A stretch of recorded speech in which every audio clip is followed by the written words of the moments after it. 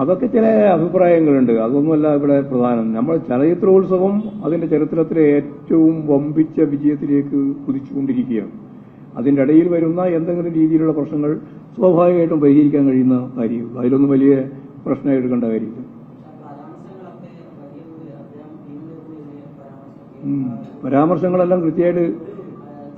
പരാമർശങ്ങളെല്ലാം കൃത്യമായിട്ട് കൈകാര്യം ചെയ്തു പോകുമെന്ന് വിചാരിക്കാം.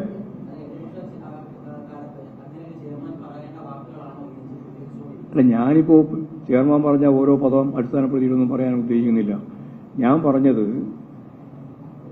ചലച്ചിത്രോത്സവം അതിന്റെ ചരിത്രത്തിലെ ഏറ്റവും വലിയ ജനപങ്കാളിത്തത്തോടുകൂടിയും ഫലപ്രദമായ ഇടപെടലോടും കൂടി സംഘടിപ്പിക്കപ്പെട്ടിരിക്കുന്നു.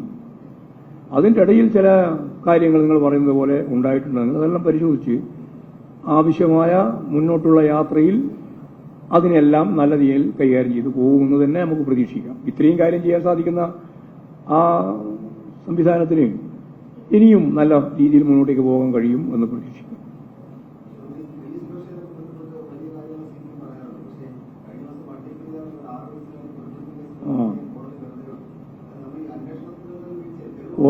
കോടതി വെറുതെ വിട്ടത് സംബന്ധിച്ച് പരിശോധിക്കണം. ഞങ്ങൾക്ക് തർക്കമുള്ളത് അപ്പീല് പോവുക അല്ലെങ്കിൽ പുതിയ അന്വേഷണങ്ങൾ എന്തിനും CPM തയ്യാറാണ്. ഞങ്ങൾക്കതിൽ യാതൊരു തർക്കമില്ല.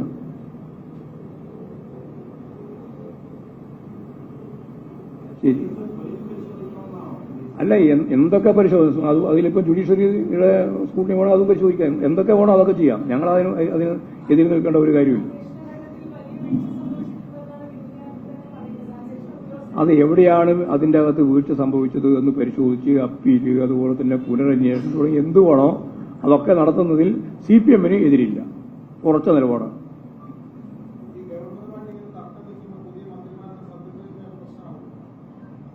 സത്യപ്രതിജ്ഞയൊന്നും ഒരു പ്രശ്നമാവില്ല. എന്ത് പ്രശ്നമാവാൻ? ഗവർണർ എവിടെ പോകാനുണ്ട്? ഭരണഘടനാപരമായ ഉത്തരവാദിത്വം നിർവഹിക്കാതെ ഗവർണർ ഉണ്ട്. പിന്നെ ഗവർണർ എവിടെ പോകുന്ന വിചാരിക്കുന്നത്? ഞാനിത് ആദ്യം പറഞ്ഞുകൊണ്ടിരിക്കുന്നതാണ്. ഗവർണർക്ക് ഗവർണറുടെ ഭരണഘടനാ ഉത്തരവാദിത്തങ്ങൾ നിർവഹിച്ചേ പറ്റൂ, അല്ലെങ്കിൽ പിന്നെ ഗവർണർ ഉണ്ടാവില്ല.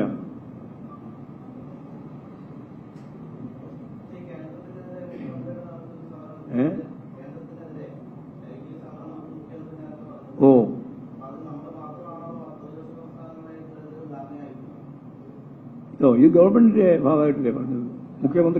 മുഖ്യമന്ത്രി അതുപോലെ തന്നെ മന്ത്രിമാര്, MP-മാര്, MLA-മാര് ഇവരെല്ലാം ചേർന്നതാണ്. മറ്റു സംസ്ഥാനങ്ങളിലെയോ? അത് ഇതിപ്പോ കേരളത്തിന്റെ അല്ലേ പൂർണ്ണമായി മുമ്പോട്ടേക്ക് വന്നിട്ടുള്ളത്. അത് വെച്ചിട്ടാണ്. അത് നോക്കും.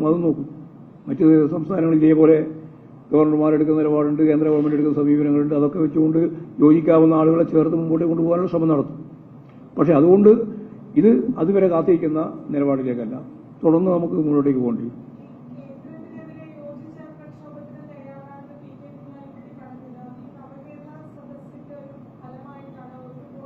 പിന്നെ എന്താ സംശയം?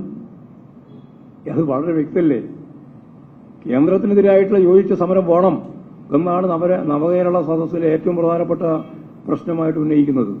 അത് വേണം എന്ന് കോൺഗ്രസ് MP-മാരിൽ ചിലരും അതുപോലെ തന്നെ കുഞ്ഞാലിക്കുട്ടിയെ പോലെയുള്ള ലീഗ് നേതാക്കന്മാരും പറയുന്നത് നവകേരള സദസ്സിന് കിട്ടുന്ന ഏറ്റവും വലിയ അംഗീകാരത്തിന്റെ ഒരു ഉൽപ്പന്നമാണ്.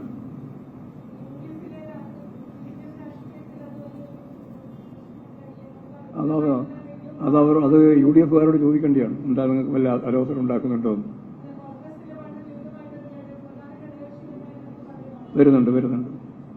അത് പല കാര്യത്തിലും അവർ വന്നല്ലോ. അത് കോൺഗ്രസിന്റെ ഒരു എതിർപ്പ് കൊണ്ട് മാത്രമാണ് ഞങ്ങൾക്ക് യഥാർത്ഥത്തിൽ കഴിഞ്ഞ പരിപാടിയിൽ പലസ്തീൻ ഐക്യദാർഢ്യ പ്രഖ്യാപനത്തിൽ പങ്കെടുക്കാനാവാതിരുന്നത് എന്ന് പരോക്ഷമായി സംബന്ധിച്ചിട്ട് കുഞ്ഞാലിക്കുട്ടി തന്നെ പത്രസമ്മേളനം വിളിച്ചു പറഞ്ഞത് സാങ്കേതിക കാരണങ്ങൾ കൊണ്ട് പങ്കെടുക്കാനാവുന്നില്ല എന്നാണ്.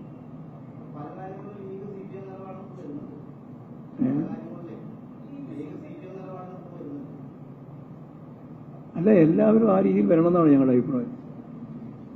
കേരളത്തിന്റെ പൊതുവായ താല്പര്യം സംരക്ഷിക്കാൻ വേണ്ടി കക്ഷി രാഷ്ട്രീയത്തിന് അതീതമായി രാജ്യത്തിന്റെ പൊതുവായ താല്പര്യം സംരക്ഷിക്കാൻ വേണ്ടിയിട്ട് ഇതേപോലെ ലോകത്തിന്റെ ഏറ്റവും പ്രധാനപ്പെട്ട പ്രശ്നങ്ങൾ സാമ്പ്രദായിക വിരുദ്ധ പ്രസ്ഥാനങ്ങളുടെ എല്ലാം ഭാഗമായിട്ട് വരുമ്പോൾ അതുപോലെ ആ ഒരു പ്രസ്ഥാനം രൂപപ്പെട്ട് വരണമെന്നാണ് CPM കാണുന്നത്.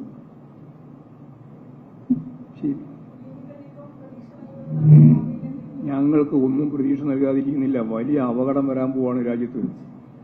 ഒരു ഹിന്ദുത്വ അജണ്ടയും അതിന്റെ ഭാഗമായിട്ടുള്ള ധ്രുവീകരണവും രാജ്യത്ത് നടക്കാതിരിക്കണമെങ്കിൽ അതിനെ പരാജയപ്പെടുത്താൻ ഉതകുന്ന രീതിയിലുള്ള അതിവിപുലമായ ബഹുജന പ്രസ്ഥാനം രൂപപ്പെട്ടേ പറ്റൂ. അതിനു വേണ്ടിയുള്ള പ്രവർത്തനം ഈ ഇന്ത്യയിൽ ഉടനീളം നടക്കണം. കേരളത്തിലും നടക്കണം, ഇന്ത്യയിൽ ഉടനീളവും നടക്കണം. അതിന്റെ മുമ്പിൽ ഞങ്ങൾ നിൽക്കും ഉള്ള സ്ഥലത്തെല്ലാം. ഓരോന്നോരോന്നായിട്ട് വരും. ഈ സമരത്തിനും പ്രക്ഷോഭങ്ങൾക്കും ഒന്നും വിലയില്ലാന്നാണോ നിങ്ങൾ ധരിക്കുന്നത്? നിയമങ്ങളും അതുപോലെ തന്നെയുള്ള എല്ലാ കാര്യങ്ങളും നിലനിൽക്കുന്നത് ജനങ്ങളുടെ ഇച്ഛയിലാണ്. ഒരു ജനതയാകെ ഒറ്റക്കെട്ടായിട്ട് നിൽക്കുന്ന ഒരു വേദിയിൽ അതൊന്നും ഞങ്ങൾക്ക് ബാധകമല്ല എന്ന് പറയാൻ സാധിക്കുന്നത് ഫാസിസ്റ്റുകൾക്ക് മാത്രം. അപ്പോൾ ജനാധിപത്യം ഇപ്പോഴും കുറേശ്ശെ അവശേഷിക്കുന്നുണ്ട് എന്നുള്ളൊരു തെളിവാതല്ല.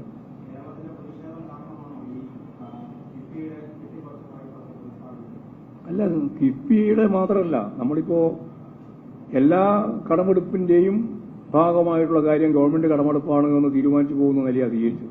അത് ശരിയല്ല എന്ന് അന്നേ നമ്മൾ പറഞ്ഞുകൊണ്ടിരിക്കുകയാണ്. അതിലിപ്പോ ചില മാറ്റങ്ങൾ വരുത്താൻ നിർബന്ധിതമായിട്ടുണ്ട്. പോരാ, ഇനിയും പരിധി ആ രീതിയിൽ വെക്കാൻ പാടില്ല എന്നുള്ളതാണ് നമ്മുടെ അഭിപ്രായം.